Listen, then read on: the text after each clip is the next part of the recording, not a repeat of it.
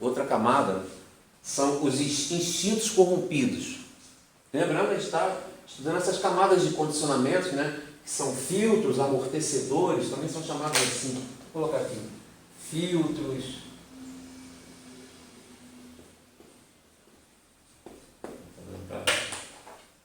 Amortecedores.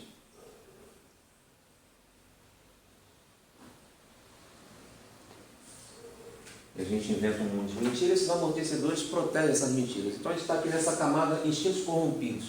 Nossos instintos. Instintos são necessidades que nós temos. Sede, fome. Tá? E nós somos, vamos separar assim, nós somos sistêmicos, né? Vamos dizer assim, ó, separar assim, ó, a cabeça, a razão. Coração, o sentimento. E o sexo, o sexo. Se a gente misturar esses sistemas, a gente vai ter os instintos corrompidos. Eu explico. Quando você reprime um instinto, você não acaba com ele. É como se você erguesse um muro e deixasse ele lá atrás, preso lá atrás. Ele está ali atrás, latente. Primeira oportunidade, primeira deficiência, baixou sua imunidade emocional de alguma forma, ele vai avançar em cima de você. Então, o instinto é uma necessidade. E toda vez que você reprime um instinto, a sua capacidade racional, ela cai. O sujeito perde capacidade racional, ele perde o bom senso, ele perde o senso crítico. E, ao mesmo tempo, a imaginação cresce. Sempre assim. Toda vez que se reprime um instinto, ele perde senso crítico e ganha imaginação. Um exemplo clássico, aqueles filmes antigos aí, não sei se vocês já viram, geralmente filmes da época bíblica, né? Aqueles filmes da vida de Cristo, filmes de faraós, tinha muito isso assim, aquela situação no deserto, o cara está lá 3, 4 dias sem beber, sem comer, já está todo ressecado, e aí de repente ele avista um oásis. Tem nada ali, mas ele está vendo aquilo, a imaginação dele está fazendo ele ver aquilo. O que é isso? A mente usando o princípio da sobrevivência, para ele não desistir, porque é capaz de desistir, né? Ele não aguenta mais.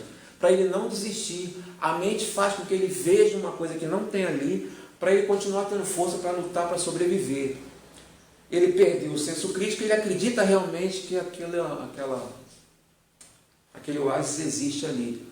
Tudo porque tem um instinto reprimido, que é a sede, até mais a fome, a sede, pior ali, acho que é a sede, né?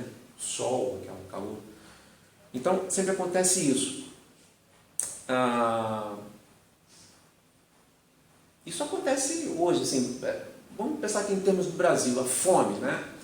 Tem as pessoas que têm dificuldade de se alimentar, né? Passam fome, né? Porque não tem o que comer, tem muita gente passando por isso. Mas também tem aquelas outras pessoas que comem, mas não se alimentam bem. Então, o cara não come mal, não come os nutrientes, come só besteira, não come os nutrientes que tem que comer, aí ele faz um biscate ali na semana, ganhou um extra, ele compra carne, faz um churrasco no domingo, toma um monte de cerveja. Aquilo não está fazendo bem para a saúde dele. No fundo, ele reprime um instinto que é se alimentar bem, se alimentar direito. Está se alimentando bem, ele está gordão, mas aquilo não é saúde. Então, ele perde um pouco o senso crítico também, não numa situação dessa, ficar passando fome, né? Sei que não tem que comer, tem que beber, mas ele perde um pouco o senso crítico. E existe uma camada na população mundial que entende isso e que usa isso para dominar a grande massa. Então, isso tem repercussão em tudo que você quiser imaginar. A repressão de um instinto, né? Nesse caso aí eu falei um exemplo de uma coisa que é quase imperceptível. E eu te falei aqui no início que eu ia falar sobre o olfato, né? Eu tenho que falar sobre sexo, não é para me aprofundar nisso, mas assim, o nosso olfato ele já foi muito mais apurado do que é hoje. Né? Hoje talvez seja um dos mais fracos aí não pensei sobre isso, não estudei sobre isso, mas se comparar com o cachorro, com os outros animais. E esse olfato ele foi sendo reprimido, né? A gente usa perfume, para disfarçar, porque os animais irracionais, através do cheiro, eles se atraem sexualmente. Então, o ser humano ele criou regras que a gente segue, assim, as pessoas não passam uma pela outra e saem fazendo sexo. Né? Então, foi uma coisa que o ser humano sentiu necessidade para viver em sociedade, manter uma certa harmonia nesse sentido, não bagunçar, né, a questão sexual. Mas a questão sexual, ela foi, por um tempo, super reprimida. Eu não estou falando de religião, mas pela igreja. Não importa a religião. Pela igreja. Isso séculos e séculos lá passados, né? E era considerado pecado. Então, os monges, os sacerdotes, por exemplo, eles ficavam confinados. Estou falando isso para ver instintos corrompidos, tá? O sexo também é um instinto. Eles ficavam confinados lá nos seus mosteiros, né? E não podiam fazer sexo. Então, o que acontecia? Sonhavam à noite, às vezes, que bruxas iam fazer sexo com eles à noite. E se sentiam culpados, confessavam isso, e por isso eram queimados em praça pública. Mais de 30 mil pessoas foram queimadas em praça pública. E nessa época. E na verdade, ele não tinha nem culpa daquilo. O que era aquilo? O sonho era a imaginação dele tentando suprir aquele instinto que ele estava reprimindo, estava sendo reprimido. Então ele perdia senso crítico, durante a noite sonhava, se sentia culpado, e aí acontecia tudo o que acontecia. Tá? Então, se você estiver reprimindo um instinto, provavelmente você vai ter esse tipo de problema aí. Então, só uma curiosidade, eu estava falando sobre isso ontem com amigos. Se você, por outro lado, se você comer demais, tem assim, você come para acabar com a fome, né? É diferente de ter vontade de comer. Às vezes você já supriu a tua necessidade e continua com vontade de comer.